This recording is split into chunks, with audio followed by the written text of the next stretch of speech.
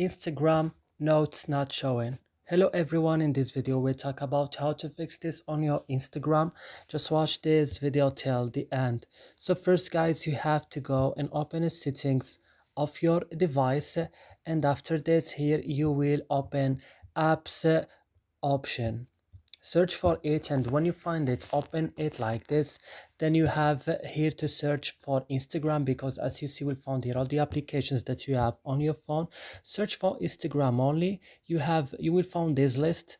Now you have to scroll down, click on storage. Here, go to the last button, clear data, click OK, and then you have to back and click on first stop and click OK. And now what you should do, go to permission option, and you have to allow files and media, and then you have to update your Instagram, and after this go and restart your phone, and that's it. I hope this video is helpful for you, and